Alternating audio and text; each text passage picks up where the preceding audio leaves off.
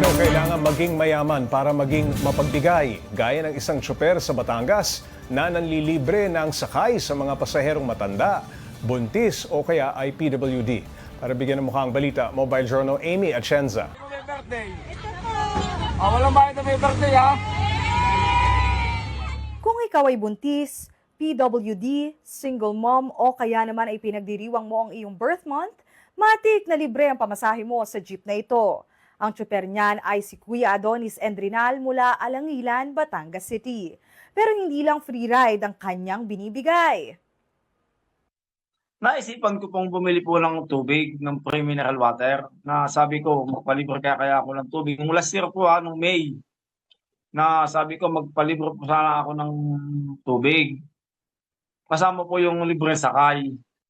Kahit sobrang giving, hindi rin naman naging madali ang buhay ni Kuya Adonis. Dati siyang seaman pero dahil sa komplikasyon sa kanyang kaliwang tenga, naisipan niya nang tumigil at umuwi ng probinsya.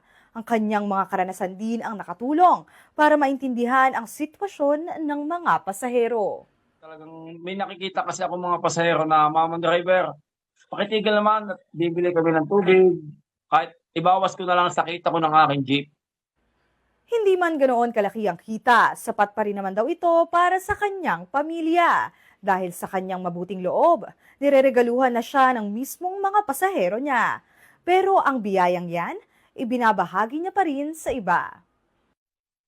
Sana naman bigyan natin pansin ng ating mga pasahero, mahalin po natin sila. Bigyan niyo po ng chance na kahit man lang, kung hindi man niyo yung ginagaya kong ginagawa ko, kahit yung birthday man lang ninyo, bigyan niyo man lang kasi ng ating mga pasahero. Maliit man o malaki ang iyong kita, mas mayaman pa rin ang isang busilak na puso na nakapagpapasaya ng marami. Mobile journalist Amy Atienza po, hatid ang mukha ng balita.